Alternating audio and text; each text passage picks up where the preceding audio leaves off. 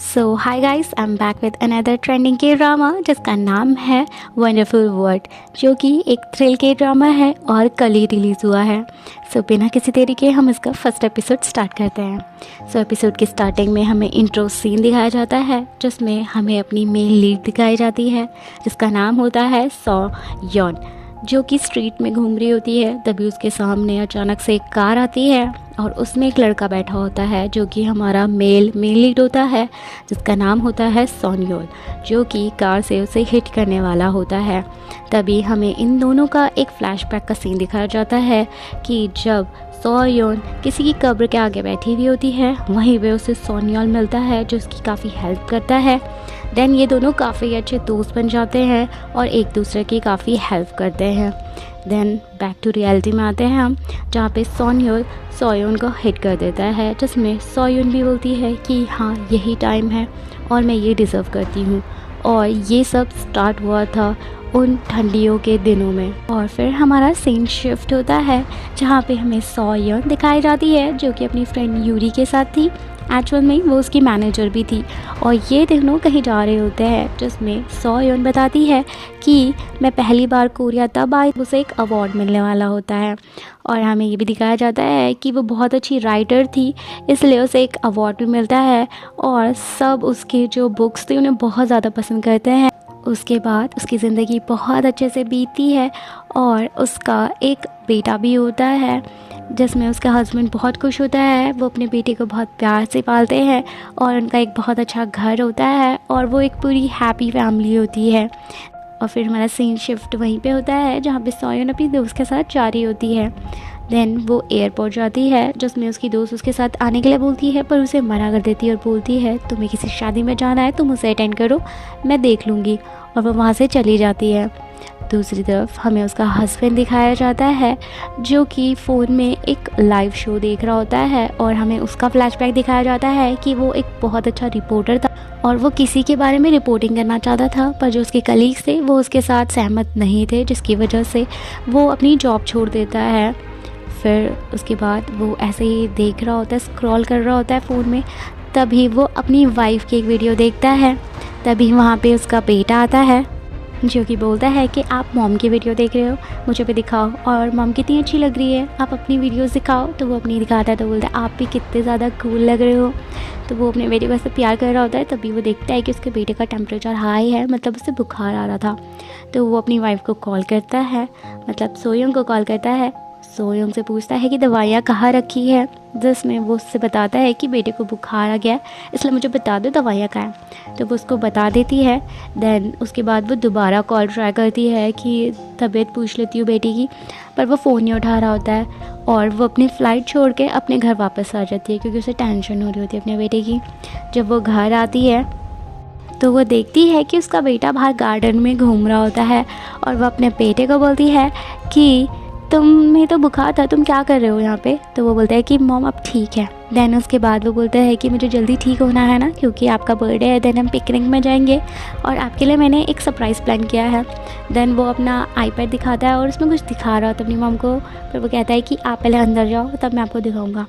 उसकी मॉम अंदर जाती है तो वो देखती है कि उसका हस्बैंड किचन में कुछ कर रहा होता है। तो वो बोलती है, जिसमें उसका हस्बैंड बोलता है तुम यहाँ पे कैसे आए, मतलब तुम्हें तो जाना था ना इंपॉर्टेंट मीटिंग के लिए। तो बोलती है हाँ मैंने कैंसिल कर दी, मैंने उन्हें कह दिया मेरा बेटी की तबीयत ख़राब है। दैन वो नोटिस करती है कि उसका हस्बैंड को छुपा रहा है। तो वो देखती है तो वो कुछ दवाइयाँ ले रहा होता है डिप्रेशन टाइप की। तो वो उससे पूछती है कि ये सब कैसे हुआ। तो वो बोलता है काफ़ी टाइम पहले, जिसमें वो बहुत उदास होती है और बोलती है कि इतने टाइम से मुझे पता भी नहीं चला। दैन वो उसे कंफर्ट करती है। तभी उसे सुनाई देता है कि उसका कुत्ता भौंक रहा होता है। तो वो बाहर जाती है, अपने बेटे को देखती है तो वो नहीं मिलता। दैन वो नीचे देखती है और देखती है कि गेट खुला हुआ और उसका डॉगी वहीं पे है। तो वो दोनों बाहर जाते हैं, अपने बेटे को ढूंढते हैं, सारी जगह ढूंढते हैं पर उन्हें कहीं नहीं मिल रहा होता है। देन उसके बाद सोयोन को साइड में एक शूज़ मिलता है और वो उसके बेटे का होता है। वो बहुत टेंशन में आ जाती है और रात भी हो जाती है। तभी जब वो ढूंढ ही रही होती है तब तक वो साइड में देखती है कि पुलिस वालों की गाड़ी है और लोग खड़े हुए हैं और बोल रहे होते हैं कि ये बच्चा किसका है बेचारा।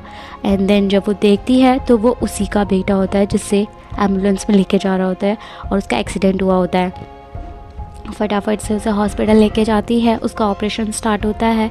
वो अपने हस्बैंड को वहीं बुलाती है और अपनी दोस्त यूरी को भी कॉल करती है और उसे भी वहीं बुला और उससे भी वहीं बुला देती है, जिसमें वो बहुत टेंशन में होती है। उसके हस्बैंड बोलता है कि तुम आराम कर लो, नहीं तो तुम्हारी तबीयत ख़राब हो जाएगी। जिसमें वो कहती है ये सब मेरी गलती है। तो वो बोलता है इसमें तुम्हारी गलती नहीं है, उसे किसी और ने मारा है, तुम अपने ऊपर लोड मत लो। उसके बाद वहाँ पे उसकी मॉम भी आ जाती है, वो भी उसे कंफर्ट करती है। देन उसके बाद अंदर उसका ऑपरेशन चल रहा होता है। डॉक्टर्स बाहर आते हैं और उन्हें बताते हैं कि उसकी सिचुएशन बहुत ख़राब है और आपको आगे के लिए तैयार रहना पड़ेगा। अब ऐसे ही दिन बीतते हैं, रातें बीतती हैं और जो सोयन होती है वो वहीं पे अपने बेटे का इंतज़ार कर रही होती है। तभी वहाँ पे उसकी मॉम आती है और उसको बोलती है कि तुम्हें अपने बेटे को बाय बोलना ही पड़ेगा, उसकी कंडीशन बहुत ख़राब है और आई थिंक वो सिर्फ तुम्हारे लिए वेट कर रहा है, तुम्हारी बाय सुनने के लिए और तुमसे मिलने के लिए। जिसमें वो अपनी मॉम को बोलती है कि आप ऐसे मत बोलो, मैं उसे बहुत अच्छे हॉस्पिटल में लेके जाऊँगी और उसे ठीक करूँगी। जिसमें उसकी मॉम उसे समझाती है। देन उसके बाद वो अपने बेटे के रूम की साइड जा रही होती है और उसके दिमाग में सारे फ्लैशबैक आ रहे होते हैं, जब उसका बेटा पैदा हुआ, कैसे उसने पाला, उसका फर्स्ट बर्थडे, सब कुछ याद आ रहा होता है। देन वो अंदर जाती है, अपने बेटे की कंडीशन देखती है, उसकी बहुत चोटें लगी हुई होती है, बहुत सारे स्टिचेस होते हैं, उसको बहुत बुरा लगता है। वो अपने बेटे को बोलती है कि प्लीज़ उठो, मेरा बर्थडे है, हम पिकनिक में जाएंगे। और जस्ट वैसे बोलती है, देन वो नोटिस करती है कि उसका जो मॉनिटर होता है उसमें उसकी जो हार्ट बीट्स है वो बंद हो गई है।